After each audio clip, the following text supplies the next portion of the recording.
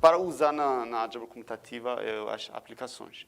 Esse é baseado em um trabalho recente com meu aluno Wellington Alto da Silva, meu colaborador Aaron Sims. Ok. Então, a motivação.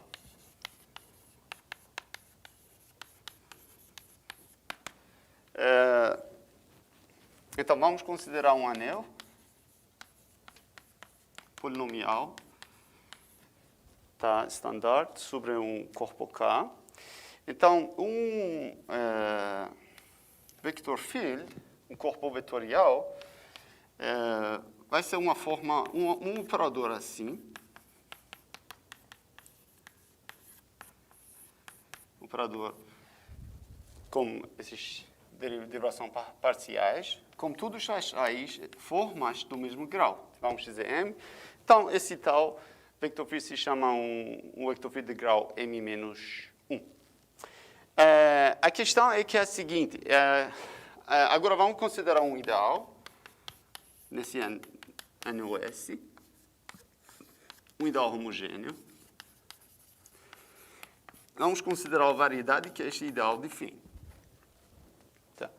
Aí, existe uma notação sobre... Bom, tem motivação geométrica, mas eu não quero investigar muito sobre essa motivação, mas no final existe uma propriedade, tá? Relaciona esse vector field com essa variedade e disseram que o vector field eta deixa x invariante. Tá? Isso significa que eta, quando você aplica eta em cada gerador do ideal I, tá? O resultado ainda pertence, tá? o ideal I. Tá? Claro que isso tem justificação geométrica. Então, se consideramos todos os operadoras que deixam x invariante, então, se entendemos, se queremos estudar esse conjunto, então é muito fácil ver que para cada S em S, é eta em M, então, S vezes eta está em M, é eta 1, eta 2 em M, eta 1 mais eta 2 em M. Tá? Então, M é um S-módulo. Quando você tem um S-módulo, você pode fazer perguntas muito básicas, não? Quantos geradores que tem, qual é o grau dos geradores. Tá? Então, as questões básicas,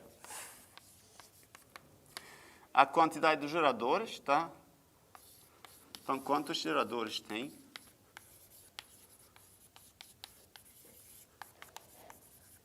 Tá? Agora, os graus dos geradores. Tá? Então, mesmo que você não consiga determinar exatamente os geradores, tá? Pode-se dizer, então, qual é o menor grau possível de um elemento aqui. Ou, então, quantos geradores, com certeza, minimal gerador. Não? Não precisamos contar os redundantes. E aí, depois, nesses minimais, do qual grau até qual grau temos. Aí, isso resolve muita coisa. Se tem esse tal de informação, até dá para a gente então, organizar isso e, no final, resolvemos essas equações parciais. Enfim. Então, eu quero dar uma interpretação algébrica, tá? Entender essa questão algebricamente, e depois vou entrar no barco, na álgebra, aí vou lá. Então, vamos pensar sobre um operador que deixa, tá, x invariante. Então, isso vai dizer que, então, seja R ou N o quociente, tá? A barra significa ds para R. Então, eta do FJ em I significa que a soma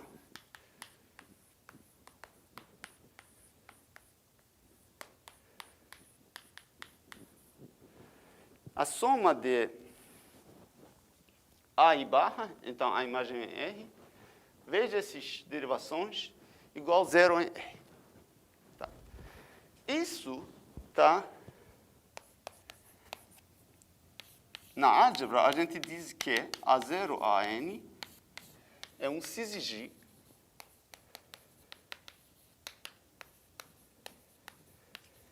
em inglês a gente escreveu com Y, acho que em português a gente escreveu com I, não? É, bom. De esse ideal,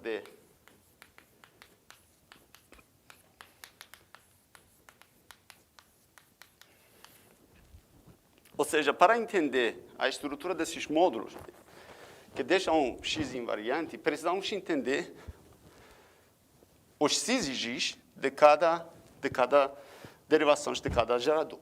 Tá certo? Então, se a gente acumula tudo isso junto, porque no final o ideal é ter um conjunto finito de geradores, então a gente vai construir uma matriz aqui.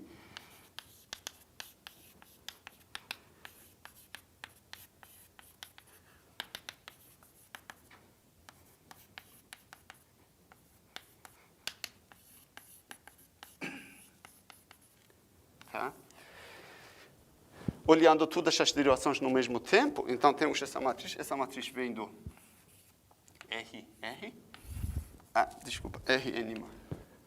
RR, não, R era F1, então RR, RN mais 1, aí qualquer dessa matriz é o que se chama o módulo de Cayley differential. Ainda não quero entrar nesse notação, nem as interpretações geométricas, só quero focar na syzygy, tá? Mas você está vendo que esse jeito que eu escrevi aqui, parece aqui na coluna, não? Mas eu escrevi de propósito só para dizer que se você escrever assim, o transpôs dessa matriz, então você vai encontrar esse objeto importante. Enfim, para encontrar isso, você vai fazer um transporte dessa matriz aí, então vai aplicar home,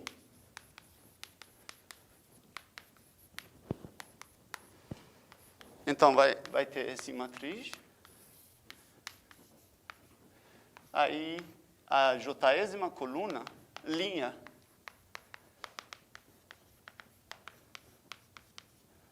Tá? E aquele matriz que eu pedi. E aí os elementos aqui, então, os uplos em R mais 1, cuja multiplicação a essa matriz dá zero, são exatamente os syzygy que a gente procurou. Então, o módulo de syzygy aqui é exatamente esse módulo. Aí esse chama o módulo das derivações de R sobre K. Tá. Então, entender esse módulo da derivação, mesmo que parece muito concreto, aí parece tudo conhecido, mas é um objeto mais misterioso na álgebra computativa. Tá? Não é, por exemplo, igual ao módulo canônico, não. É muito mais misterioso. Enfim, então, em casos particulares, então, pessoal, resposta dessas duas questões são muito parcial. Então, casos particulares que a pessoa fazer pesquisa. Um caso particular que é até importante é no caso, variedade X é uma hipersuperfície. Então, nesse caso, temos só uma equação. Então, só temos um conjunto das derivações.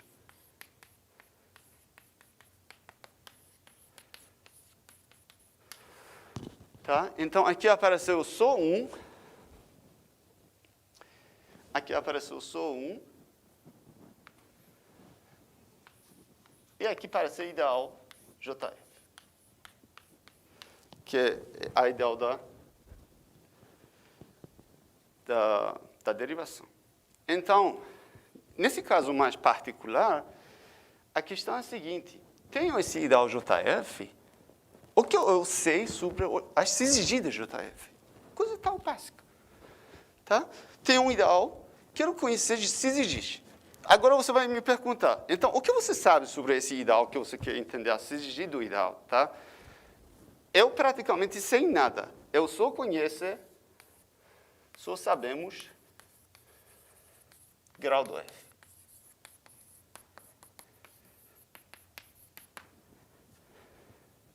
Tá?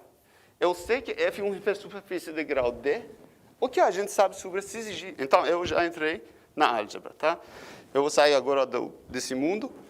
E aí, vou focar nessa questão. Tem um ideal, dado com elementos homogêneos de grau D.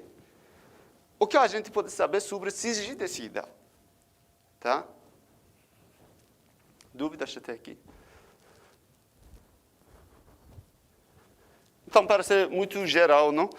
De um lado muito geral, do outro lado muito particular, porque no final, na aplicação, vai atender essa questão, mas a questão algébrica pode ser considerada geral. Considera esse ideal módulo F.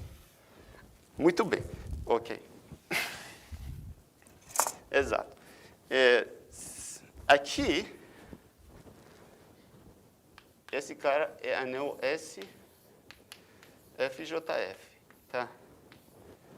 Então, a questão é... Ok, good. Eu não queria falar isso, mas... Ok. Então, a questão é a seguinte. Parece difícil ainda responder isso, porque eu não estou trabalhando sobre o anel S, eu já estou no anel quociente, não S, que é R. Então, procurando syzygy no R, ainda mais complicado do que procurando syzygy no S. Mas nesse caso particular, que o ideal é gradiente, a gente tem como passar de um para outro usando esse truque. Não sei, foi um truque do Lippmann, mas é muito fácil. A ideia é a seguinte, a ideia é que suponhamos que D, característica do corpo no divide D, tá? Então, você pegar um syzygy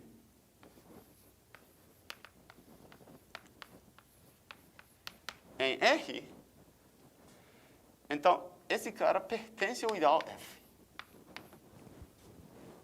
Em R. Então, esse cara é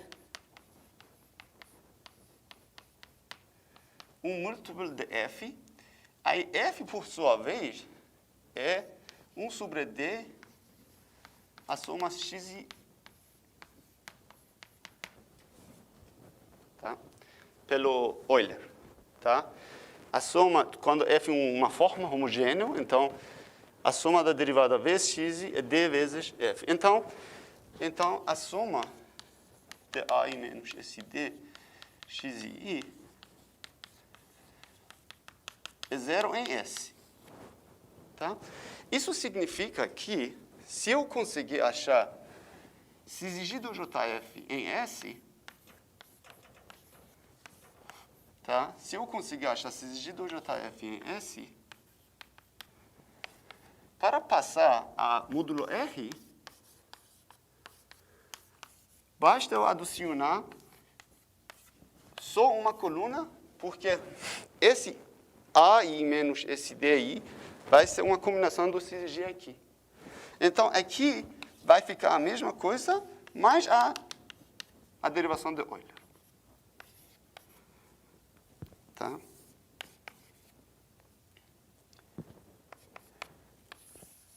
Pronto.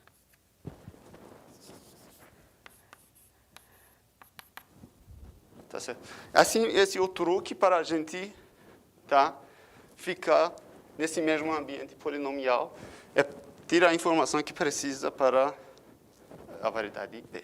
Tá. Ok, obrigado, boa questão.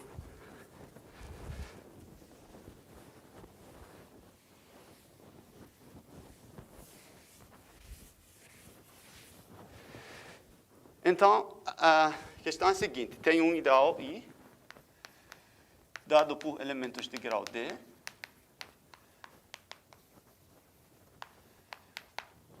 tá? Então, controlamos syzygy. Parece muito ambicioso, não? Tal questão, mas primeiro eu vou lembrar o que é uma resolução livre, o que são invariantes dessa resolução, tá?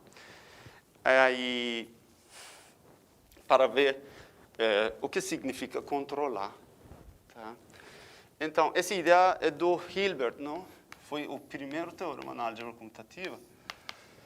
Então, a ideia é a seguinte, você tem um ideal, tá?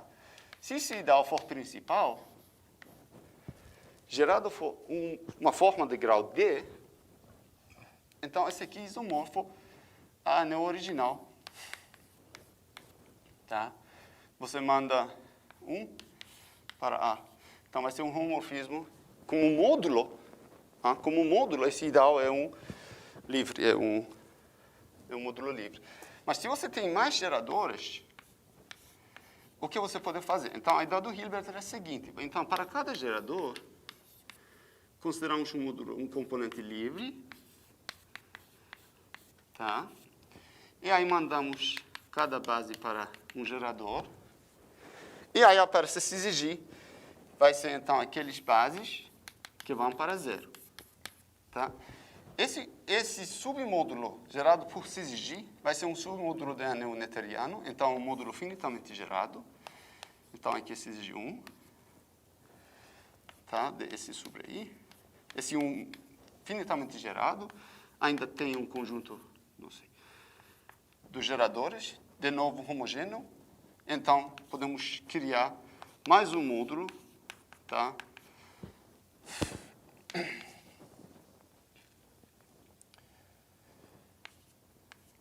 Tá? Então, para cada gerador, a gente escolher um shift correspondente ao grau daquele gerador.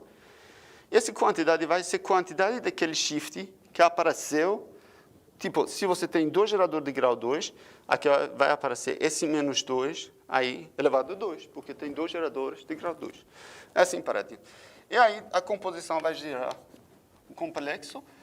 E aí, assim adiante, o Hilbert provou que, no caso, esse é um polinômio com n mais um variável,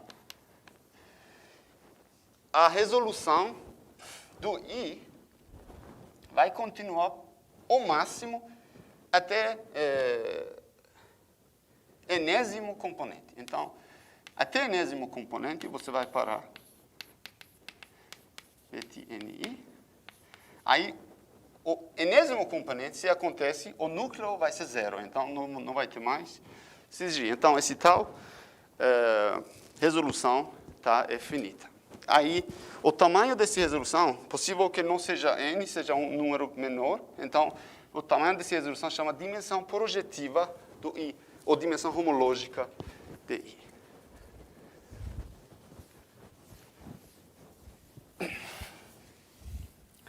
Então, tem várias informações na resolução. Primeira informação é esse shift que apareceu aqui. Tá. Segunda informação é a quantidade que está repetindo cada shift. Tá? A grosseira desse componente é os shifts que aparecem nesses componentes. Tá? Então, se alguém puder arrumar um jeito para dar essas informações no mesmo tempo, aí podemos, então, manipular melhor. Não? Em vez de eu escrever cada vez uma linha assim, então a gente passa uma tabela para outra tabela. Tá? Então, o costume na álgebra é o seguinte, que a gente escreve a tabela do Betti. Chama tabela do Betti. Então, vou escrever esse aqui, esse sobre I aqui, tá? O mapa natural. Aumentei, então. Então, a tabela do Betti do SI vai ser assim. Vai ser o tamanho 0, 1, 2 até P. Então, P vai ser dimensão projetiva. E depois, aqui temos 0, 1, 2, etc, etc. E para preencher, esse 0 correspondente aos números que aparecem nessa coluna. 1 na primeira coluna, aí 2 vai ser no segundo, e assim adiante. Tá? Então, o que acontece é que para a iésima coluna,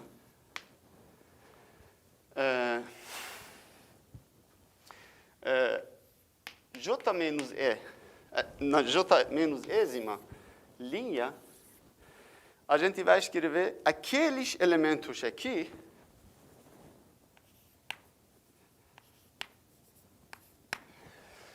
então, na iésima coluna, então, no iésimo componente, vamos escrever Quantos shifts de grau J existem? É Bt e J. São a quantidade do shift de grau J que existe no enésimo componente. Tá? Então, em vez de eu escrever no lugar I e J, a gente escreve no lugar I e J menos I. Parece um pouco estranho, mas vou explicar por quê. Tá? Então, eu quero arrumar tudo isso numa tabela. Então, é mais lógico, no lugar I e J, eu escrevo Bt e J. Vai dizer que, então, no lugar I temos essa quantidade do shift J. Mas a gente, em vez disso, a gente escreve no lugar I e J menos I, Bt e J. Tá.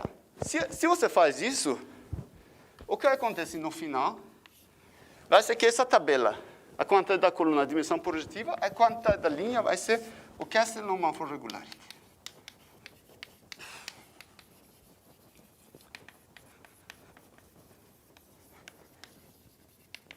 Tá? Não quero entrar no tópico, mas você pode até usar isso como uma definição do Kessel-Neumann regularity. Então, Kessel-Neumann regularity vai ser a largura da tabela do Bt. Tá. Beleza. Deixa eu dar um exemplo. Quanto tempo? Ok. Vou dar um exemplo fácil.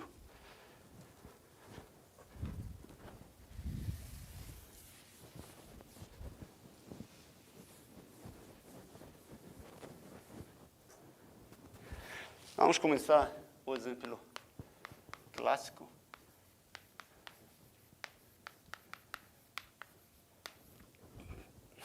Tá, vamos pegar essa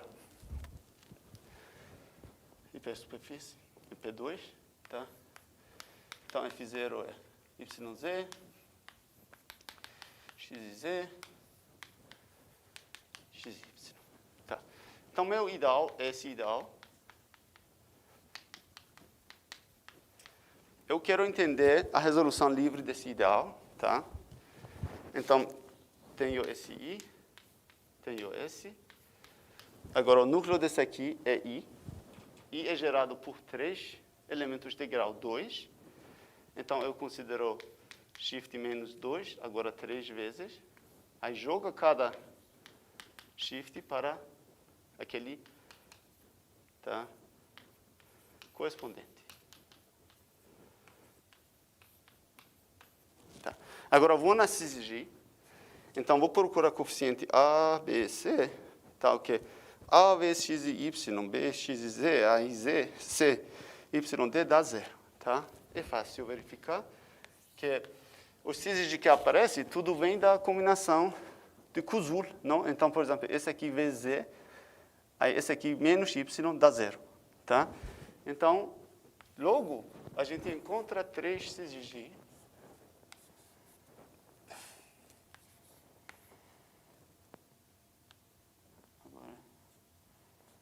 Menos x, menos z, x, agora 0, y é x. Tá. Encontramos 3 syzygy, parece que, bom, eles são todos que a gente precisa, mas acontece que essa linha, acho que essa aqui é menos, essa linha é combinação linear dessas duas linhas, subtraindo essa coluna dessa coluna dá essa coluna. Então, não é minimal. Tá?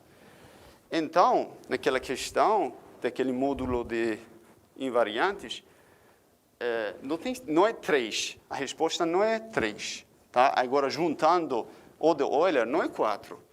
Porque esse aqui não é minimal. Essa aqui é a soma dessas duas linhas. Então, podemos até trancar isso aqui, sem perder a generalidade, sem perder a exatidão, e ainda esse aqui vai dar a imagem, mas agora a resolução para no S2. Agora, se você quer escrever o número, a tabela do Bt dessa vai virar 1, 0, 1, 2. Aí, no 0 lugar, não temos nenhum shift, então é 1. Tá? Agora, no primeiro lugar, tem um shift menos 2. Menos 2 é 1 mais 1. Tá? Então, eu vou escrever aqui a quantidade de 2. Temos 3 2. Beleza. Agora, vou para o próximo, que é o segundo lugar. Temos 3. 3 é 2 mais 1. Então, vou escrever aqui a quantidade do 3, que então é 2. Tá? Então, isso é a tabela do Betti, tá? desse ideal. Mas não que sempre a tabela do Betti é assim. A tabela do Betti pode ser muito complicada.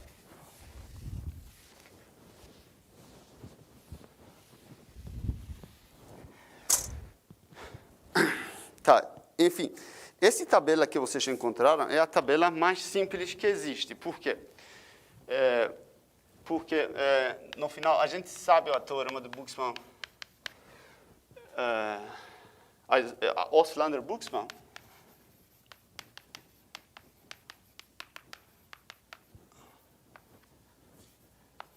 Tá? Então, depth do anel mais dimensão projetiva dá essa quantidade. Então, estou falando que a dimensão projetiva é sempre maior ou igual à codimensão do I. E quando isso acontece, dizemos que esse sobre I é Cohen-Macaulay. Tá. Então, os anéis Cohen-Macaulay são os anéis cujo comprimento da resolução livre é o menor possível. Tá? É uma extremidade nesse ponto de vista. Agora, outra coisa é que, mesmo com quantidade pequena de variáveis, tá? Aqui vou dar um outro exemplo.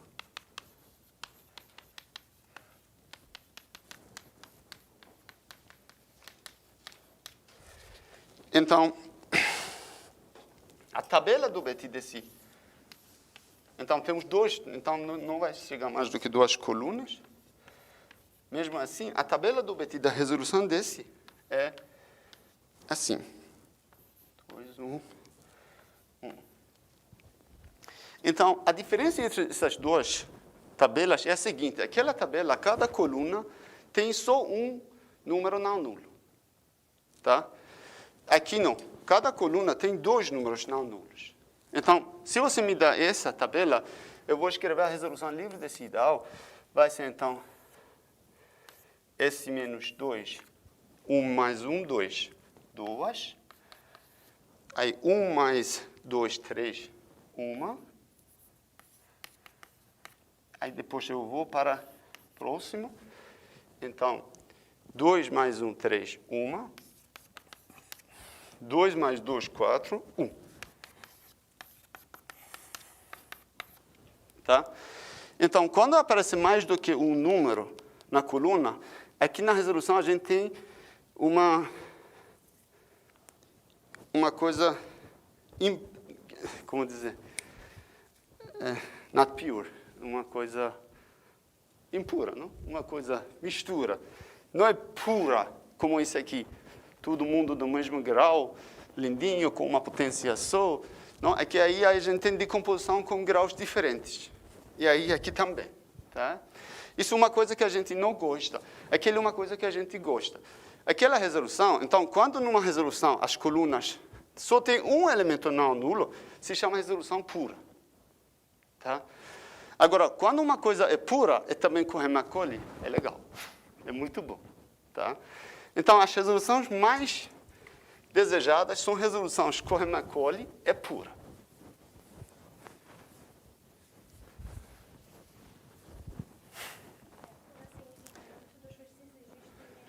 Tudo os x tem mesmo grau, os x do x tem mesmo grau, e assim adiante.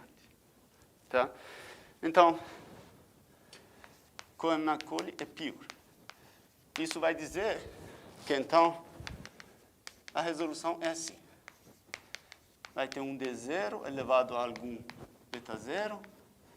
Aí vai ter um D1 elevado a algum beta 1. Vai ter um DC, que é exatamente codimensão, elevado a beta C. Tá. Tal resolução, com C codimensão, é a resolução Cohen-Macaulay é pura. Parece muito particular, não? Aí foi 1800.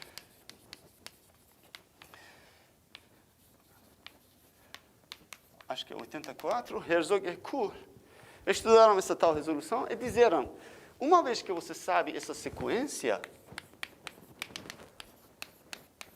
tá? Então, você me diz, tem uma resolução pura, cujos shifts aqui são D0, D1 até DC. Aí, a gente pode determinar essas potências, unicamente. Tá?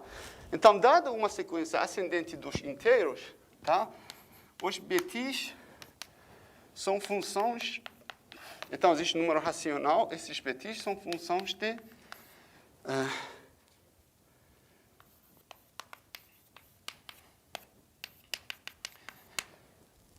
São funções racionais dessa sequência inteira. Tá certo?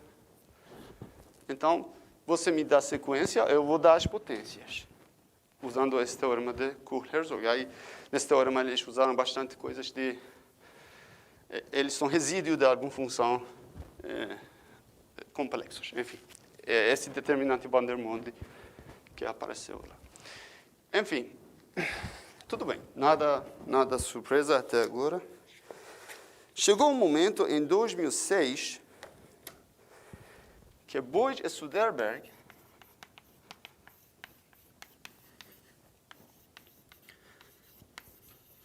eles provaram uma coisa particular para K, X e Y, mas fizeram uma conjectura grande em geral. Tá? O que eles provaram? Eles provaram que, nesse caso, cada sequência, que enfim é 0, 1, 2, é realmente sequência de número do shift de um módulo Cohen-Macaulay com resolução pura. Tá? Cada sequência é uma sequência que acontece em alguma resolução, nesse caso.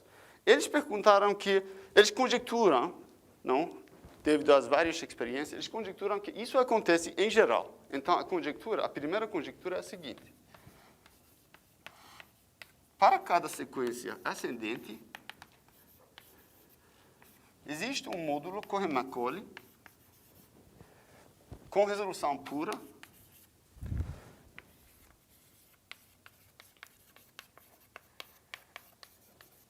cujo shift,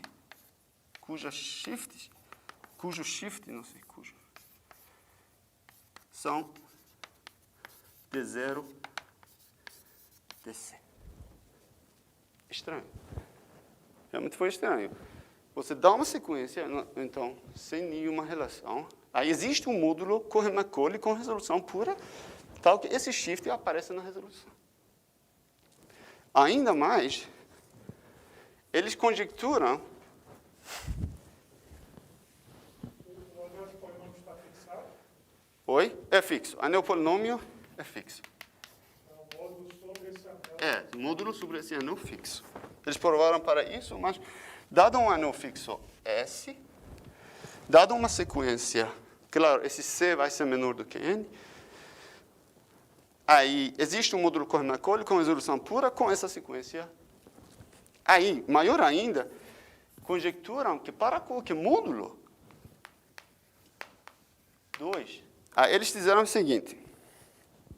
Então, você considerar a tabela do Betti, é uma tabela de números, tá? Agora, se fosse módulo, esse aqui não é mais 1. Esse aqui pode ser outro número. Mas, enfim, é uma tabela de módulos, tá? Com número finito das colunas, tá? Essa tabela, você pode imaginar, com número finito também das linhas, mas o número da coluna é fixa. O número da linha pode ser qualquer número, tá? Então, esse subespaço vetorial é um vetor nesse espaço vetorial. Tá.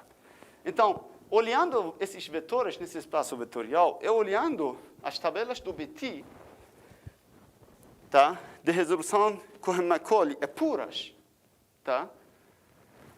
Eles têm uma conjectura muito grande. Eles disseram, então, você tem esse espaço vetorial, e você tem essa tabela do Betti, que vem do resolução pura, e você tem outra tabela de um módulo qualquer, tá? As tabelas da resolução puras Cohen-Macaulay são geradores de cone de todas as tabelas nesse espaço vetorial. É grande. Então, cada tabela do BT é uma soma finita, tá? Isso eu vou denotar por π de D, de 0, DC. Então, tabela pura, eu vou denotar essa notação, π do D. Tá? Então, a conjectura era que uma tabela do BT é uma combinação linear, tá, de tabelas puras. Finita, positiva. Tá? Foi muito interessante, já que o teorema deles não foi muito grande, mas a conjectura é grande, mas, enfim, a sorte foi que eles deram essa palestra no MSRA em 2007. Tá? Isso chama a atenção do Eisenbart e os colaboradores. Tá? O ano seguinte, Eisenbart e Schreier já provaram essas conjecturas. Além disso, eles provaram o dual dessa conjectura, que era sobre a tabela da dimensão da cohomologia do vector bundles. Tá? Que então era dual desse negócio.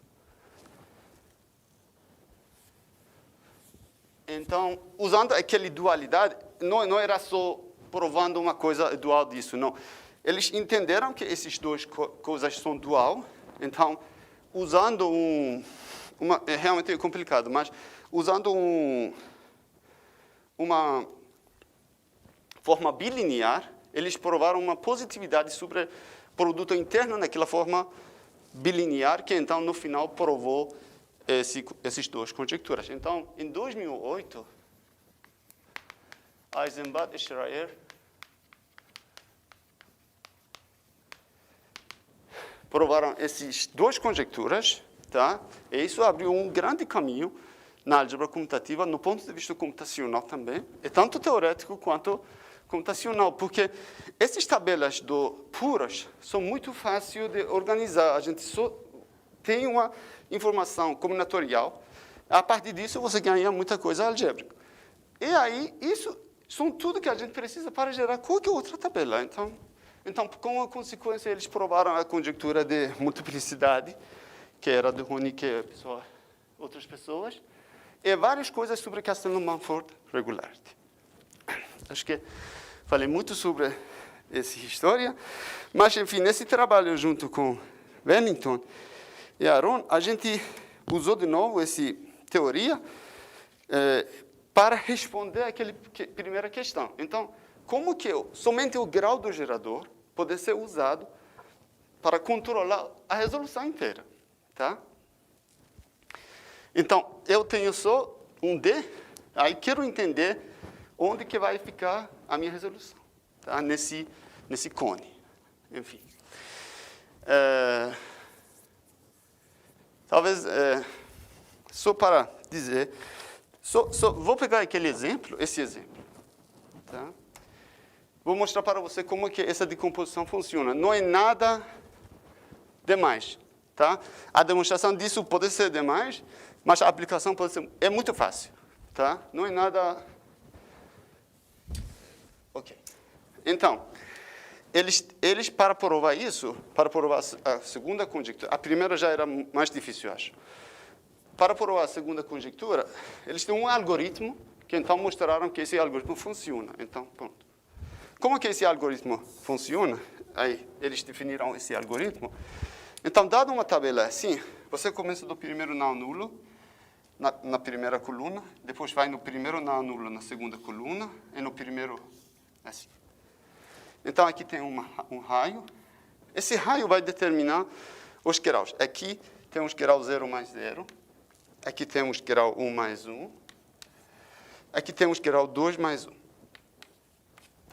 Aí agora vai fazer isso para os maiores. Então, na primeira coluna maior é esse aqui, aí na zero coluna, na primeira coluna maior é esse aqui, e aqui maior é esse aqui, tá?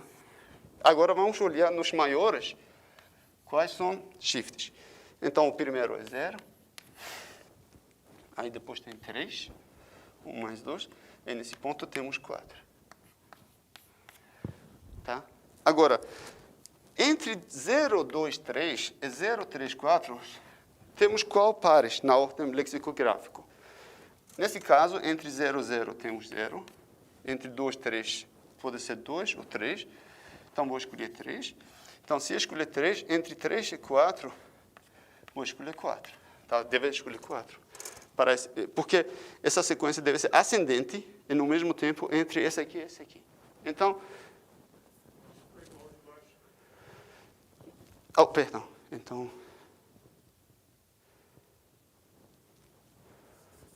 vou 2, 4. Tá, agora fica no meio. Esse vai ser o único que eu posso achar. Então, no final, dado o menores, que a gente usa com D barra, então D barra 0, D barra underline, e os maiores, a gente vai achar todos os uplos, tá? Tal que ficam entre esses e X. Tá. Agora, imagina que cada um desses fosse shift de uma resolução pura.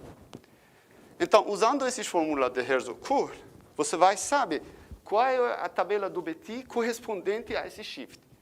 Então, imagina se fosse, tá, 0, 2, 3. Então, o Herzog-Kurl vai dizer que é Betti 0, Betti 0, Betti 1. Tá? Então, para cada shift, você vai achar a tabela do Betti correspondente às fórmulas do Herzog-Kurl. Então, por exemplo, nesse caso, o primeiro vai dar 1, 0, 0, 0, 3, 2, 0, 0. E o segundo, esse aqui, vai dar 1, 0, 0, 0, 2, 0, 0, 0, 1. E o terceiro, esse aqui, vai dar 1, 0, 0, 0, 0, 0, 0, 3, 4. Tá. Então, esse segundo passo do algoritmo. Aí, no passo essencial, eles fizeram o seguinte. Vamos procurar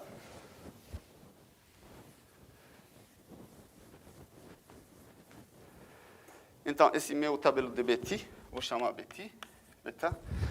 Então, vamos procurar o maior número racional, tal que todos os coordenados do beta menos C1P, 1 é positivo, ou maior. Maior número racional, tal que esse aqui seja positivo. Então, se fazer isso, vai encontrar C1 é meio. Então, vai ter 1, 0, 0, 0, 2, 1, 0, 1, 1, menos meio. Imagina que eles são vetores em espaço vetorial, tá? Esquece tudo sobre a álgebra. Então, isso tudo é brincadeira de álgebra linear. Tá? Então, menos 1, 0, 0, 0, 3, 2, 0, 0, 0. Então, vai dar meio, 0, 0, 0, meio, 0, 0, 1. Tá. Agora, você substitui Betti por S. Aí pergunta esse aqui, agora para a segunda tabela. Aí depois pergunta para a terceira tabela, aí vai encontrar 0. É maravilha. Então, é muito fácil aplicar a teoria, tá? Então, usando essa aí da fácil, então você sempre pode decompor a tabela do Betti em termos da tabela do Betti de resolução pura e com Immaculée. Tá. Então, nosso teorema é uma aplicação, tá, dessa teoria. Então,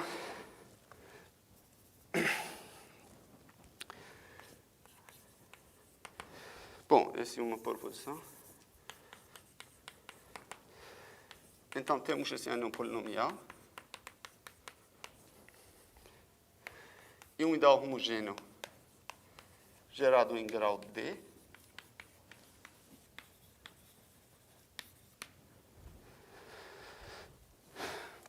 Bom, com dimensão positiva P, mas realmente se não tiver essa informação, não importa. Esse P é sempre menor do que N mais 1. Tá? E também com dimensão C, mas de novo, não importa. Se não tiver essa informação, tá? Pelo menos um lado não importa. Então, número de geradores do I, que então vai ser o primeiro número do Betti, é no máximo D mais P menos 1, P menos 1. Ah, esse aqui, falei, é maior do que no máximo esse aqui.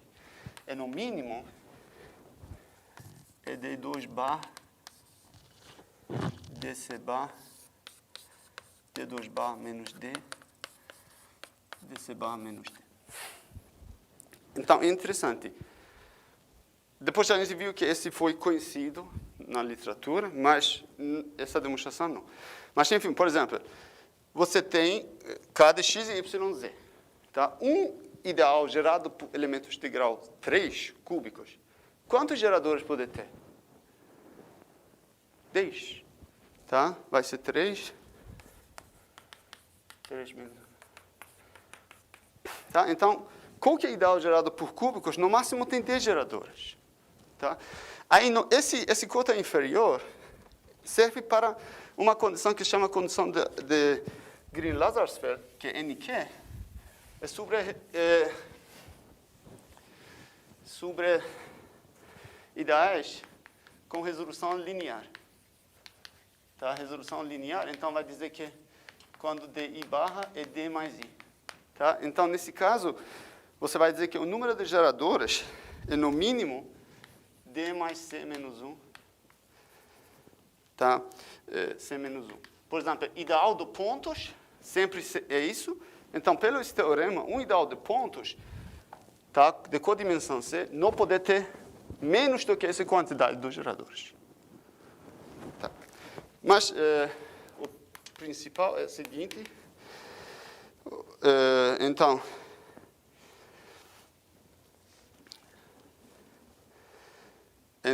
de novo, vamos considerar a resolução. Tá?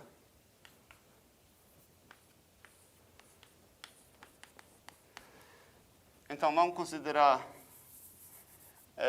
resolução projetiva, mas vamos esquecer o shift. Eu vou escrever o número do BT, vai ser o número do BT total, tá? Então, BT0, BT1, BT2. Então, esse número de BT total. Então, o número do BT total vai ser a soma de números de BT parciais, tá? Se você escrever assim, então, provamos o seguinte. Dado um ideal homogêneo em grau D, então, se o número de geradores, se N igual a 2, então, o número de cis e G é no máximo D vezes D mais 2. O número de cis e G, que é tudo, então, é no máximo D mais 1. Então, no caso, 3 variáveis, então, no caso P2, nós temos um controle completo, tá, sobre resolução, tá, dado o grau dos geradores. Então, um elemento de grau D tem essa quantidade do cis-G, minimalmente. Tá? Essa quantidade do cis-G do cis-G. E no caso, o espaço, então, BT2 é no máximo D vezes D mais 2, D mais 3 sobre 2. Em caso geral, BTJ é menor do que D, P menos 1, J menos 1. É complicado essa fórmula, eu não quero escrever, mas é um polinomial. Tá? Aqui precisa muita análise, porque já saiu da álgebra, precisa muito cálculo de mapas, funções reais. Tá? Mas, enfim, esse é o teorema. A aplicação. Então, deixa eu voltar agora para a primeira motivação.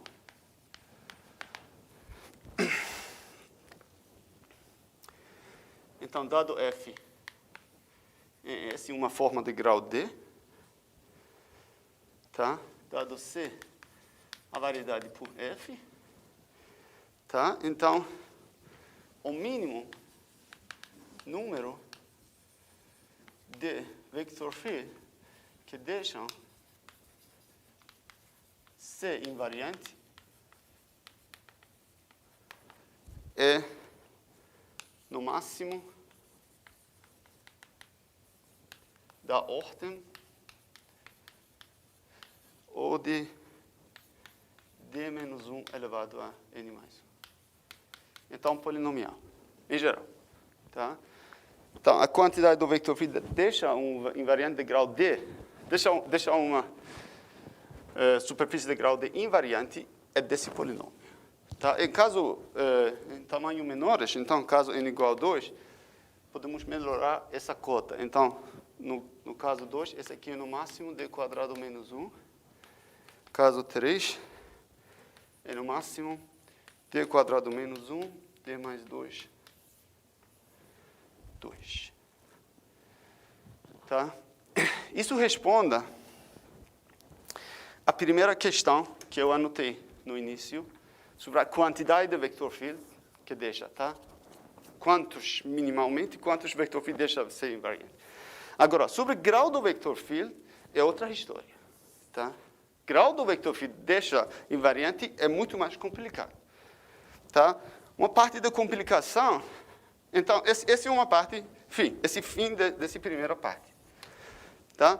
Então, outra parte desse trabalho, eu não quero agora hoje falar, só quero dizer que é muito diferente, que essa teoria não serve para responder aquela parte do grau do vector field, tá? É outra questão, tá?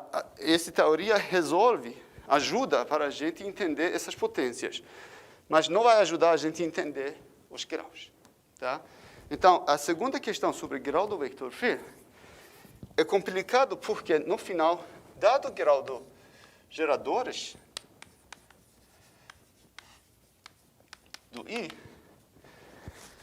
controlando o shift que aparecer aqui, no final vai precisar controlar a regularidade desse anel. Mas esse anel, em geral, tem regularidade dessa ordem, tá? Então, double exponencial. Então, não é útil. Então, na prática, não é legal. A gente não vai achar coisas, em geral, útil para a gente controlar shift que aparece lá. O pior ainda, que no casos ruins, no caso que a regularidade realmente é violenta, esse shift gigante que apareceu, realmente aconteceu muito no início. Logo no início. Tá? Então, com certeza vai aparecer na primeira metade, mas nos exemplos, ainda não está mostrado esse fato, mas em vários exemplos ruins, que tem regularidade muito grande, tá? O pior shift apareceu aqui logo, no primeiro sigilo. Tá? Então, esse já é um teorema recente, 2019, foi... Agora, Chardin... Foi vários. Bom, vou escrever, tá? Eles provaram que para cada número S maior do que 9, tá? Existe um primo, existe um anel polinomial, então anel polinomial aqui não é fixo. Existe um anel polinomial, existe um ideal primo, tal que grau dos geradores de P é 6 e grau do primeiro CG do P é S. Tá? Então, realmente, se você quer achar uma função do 6 para controlar primeiro CG, você não vai conseguir, nunca. Mesmo para ideias primas. Mas agora, a questão é aqui. A questão é aberta, eu vou deixar para a gente pensar.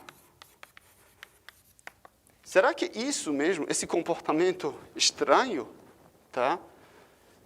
Esse comportamento estranho, porque aqui é um ideal em geral, aqui é um ideal primo, tá? Será que esse comportamento estranho também é verdadeiro para jacobiano de uma forma?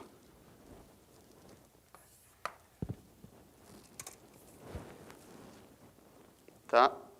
As minhas experiências estão dizendo não, mas realmente não tenho demonstração nisso. Eu acho que as jacobianas se comportam.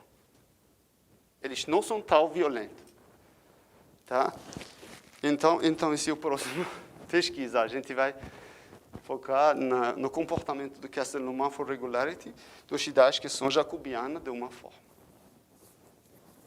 Ok, obrigado pela atenção.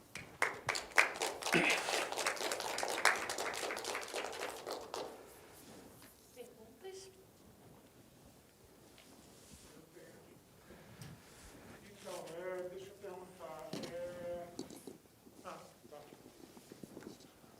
Bom, a primeira pergunta, acho que eu já sei qual é a resposta, né? Eu ia perguntar se essas desigualdades são Sharp.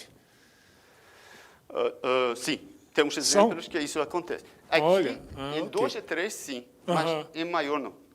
Ok. Eles são, sim. Aham, ok. Acontece no caso ideais primários. Primários?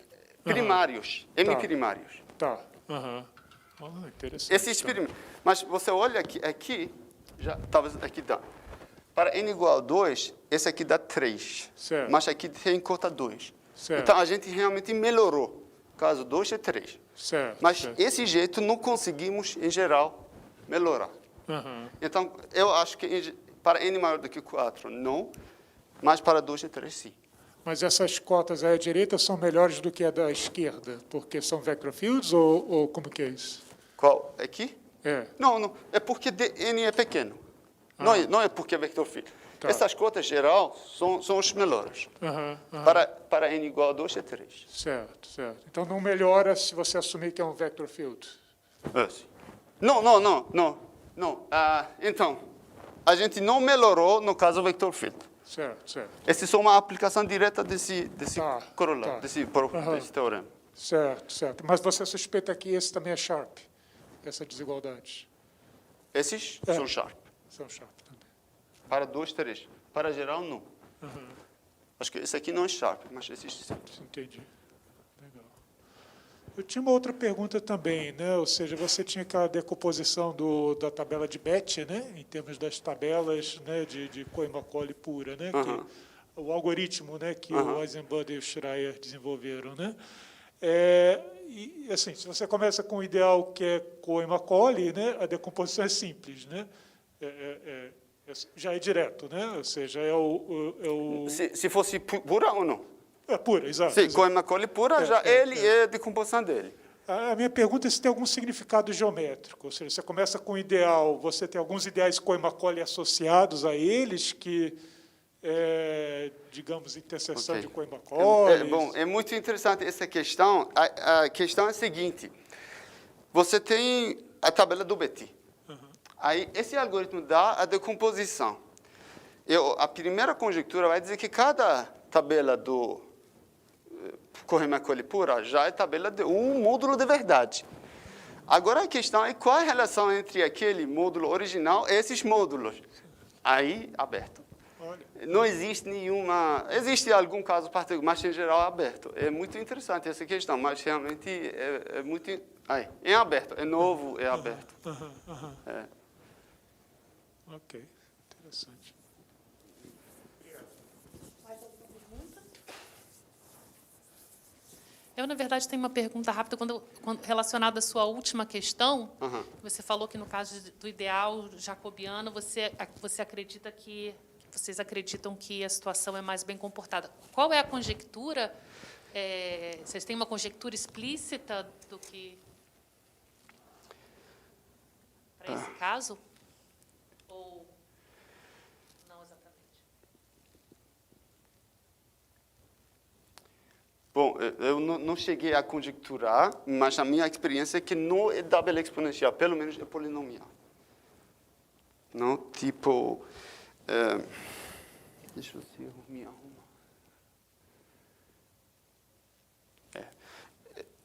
Acho que o melhor que posso dizer é o seguinte, que a regularidade desse gênero não vai ser assim, vai ser polinomial, vai ser só 1.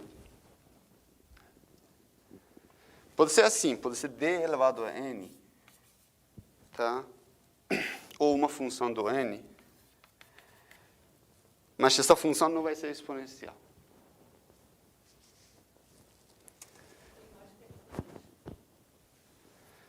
Acho que esse foi estudo em casos de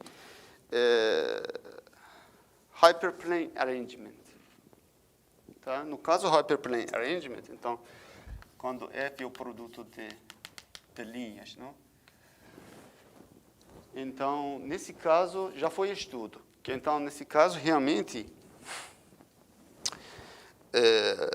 a regularidade é na ordem d². Tá? No caso, Hyperplane Arrangement. Acho que esse é um artigo do Buzet, Dimka, Schenck. Esse foi o estudo. Mas é um caso particular. Tem mais alguma pergunta? Não, então vamos agradecer novamente. Obrigado.